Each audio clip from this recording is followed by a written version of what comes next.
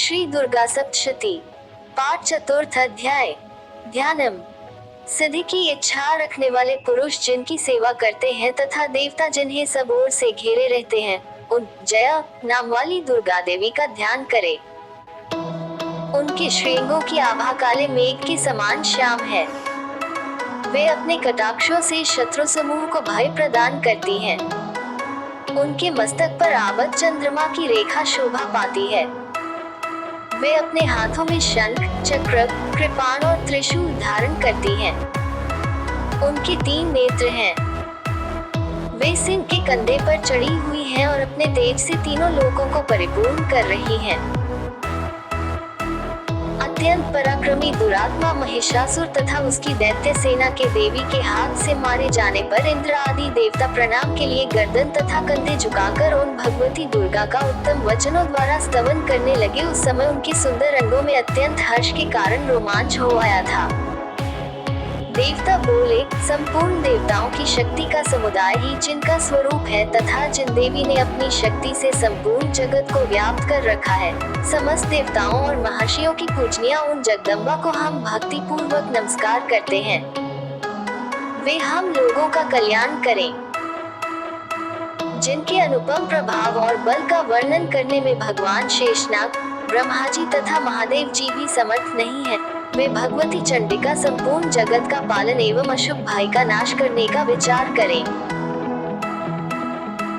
जो पुण्यात्माओं के घरों में स्वयं ही लक्ष्मी रूप से, पापियों के यहाँ दरिद्रता रूप से, शुद्ध अंतःकरण वाले पुरुषों के हृदय में बुद्धि रूप से, सत्पुरुषों में श्रद्धा रूप से तथा कुलीन मनुष्य में लज्जा रूप से निवास करती हैं, उन आप भगवती दुर्गा को हम नमस्कार करते हैं। देवी आप संपूर्ण विश्व का पालन कीजिए। देवी आपके इस अचिंत्य रूप का, असुरों का नाश करने वाले भारी पराक्रम का तथा समस्त देवताओं और दैत्यों के समक्ष युद्ध में प्रकट किए हुए आपके अद्भुत चरित्रों का हम किस प्रकार वर्णन करें। आप संपूर्ण जगत की उत्पत्ति में कारण हैं। आप में सत्व गुण, रजोगुण और तमोगुण ये तीनों गुण मौजूद हैं, तो भी दोषों के साथ आपका संसर्ग नहीं जान पड़ता। भगवान विष्णु और महादेव जी आदि देवता भी आपका पार नहीं पाते। आप ही सबका आश्रय हैं।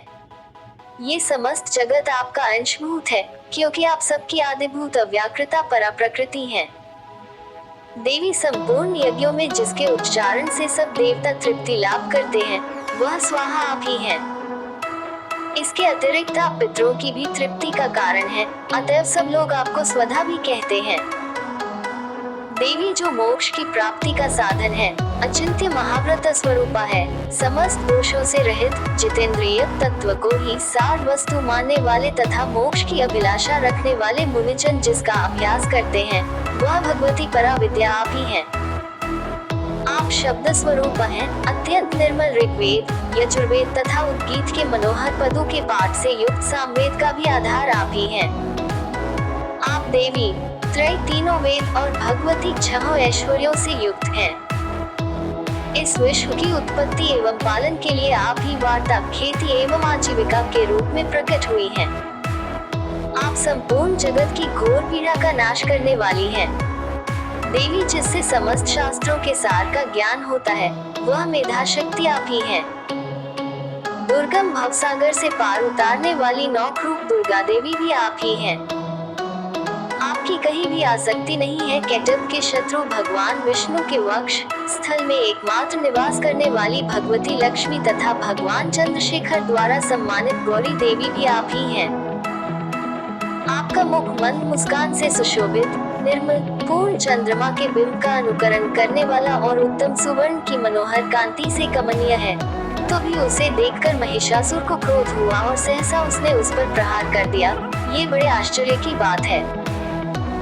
देवी वही मुख जब क्रोध से युक्त होने पर उदयकाल के चंद्रमा की भांति लाल और तनी हुई भौहों के कारण विकराल हो उठा, तब उसे देखकर जो महिषासुर के प्राण तुरंत नहीं निकल गए, यह उससे भी बढ़कर आश्चर्य की बात है, क्योंकि क्रोध में भरे हुए यमराज को देखकर भला कौन जीवित रह सकता है।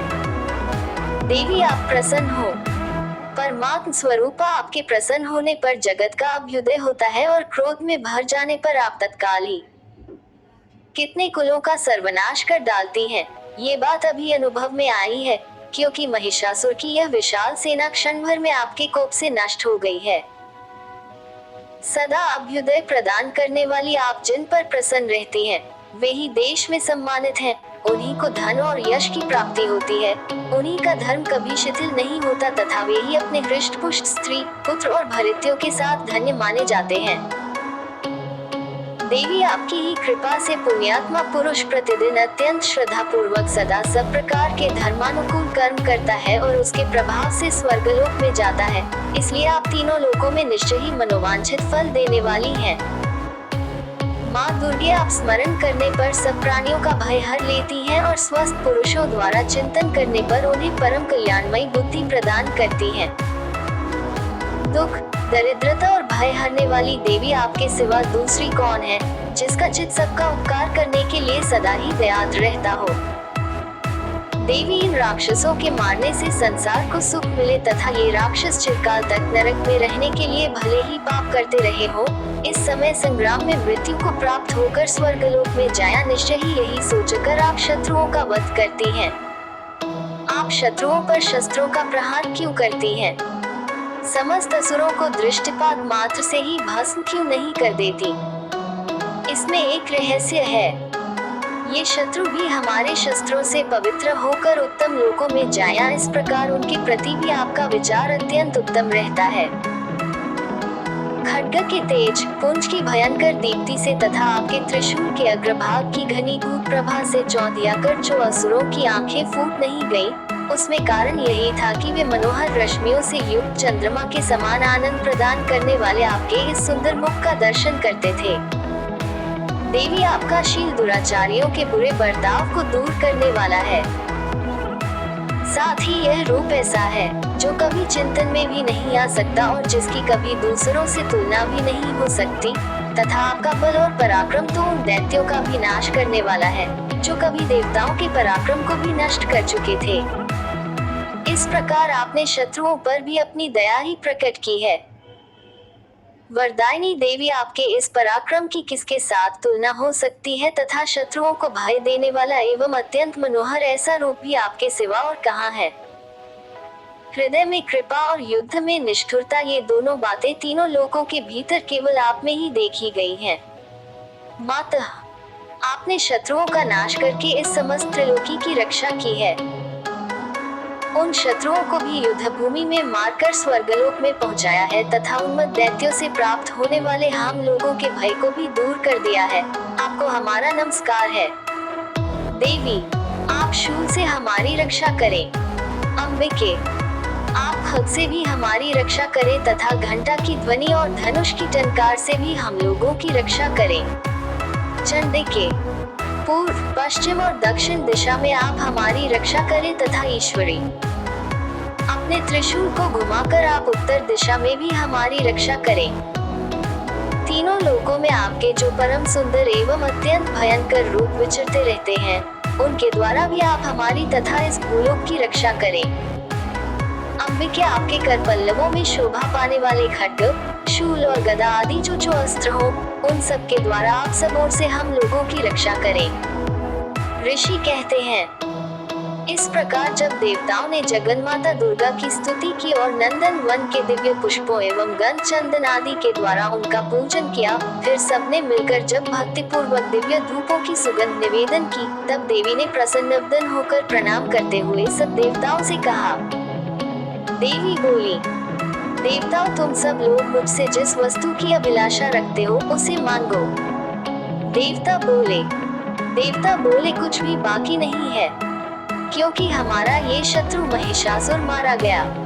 महेश्वरी, इतने पर भी यदि आप हमें और वर देना चाहती हैं, भगवती ने हमारी सब इच्छा पूर्ण कर दी। अब हम जब आपका स्मरण करें, तब आप दर्शन देकर हम लोगों के महान संकट दूर कर दिया करें तथा प्रसन्नमुखी अंबिके जो मनुष्य इन स्तोत्रों द्वारा आपकी स्तुति करे, उसे वित्त, समृद्धि और वैभव देने के साथ ही उसकी धन और स्त्री आदि संपत्ति को भी बढ़ाने के लिए आप सदा हम पर प्रसन्न रहें। ऋषि कहते हैं, राजन, देवताओं ने जब अपने तथा जगत के कल्याण के लिए भद्रकाली देवी को इस प्रकार प्रसन्न किया, तब वे तथास्तु कहकर वहीं अंतर्धान हो गई।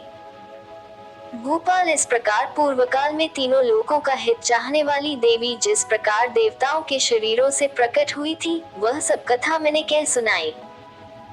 अब पुनः देवताओं का उपकार करने वाली वे देवी दुष्ट दैत्यों तथा शुंभ निशुंभ का वध करने एवं सब लोगों की रक्षा करने के लिए गौरी देवी के शरीर से जिस प्रकार प्रकट हुई थी, वह सब प्रसंग मेरे मुंह से सुनो। मैं उसका तुमसे यथावत वर्णन करता हूँ। इस प्रकार श्री मार्कंडेय पुराण में सावर्णिक मनवंतर की कथा के अंतर्गत देवी महात्म्य में महिषासुर वध नामक चतुर्थ अध्याय पूरा हुआ। जय माँ दुर्गा। जय माँ दुर्गा।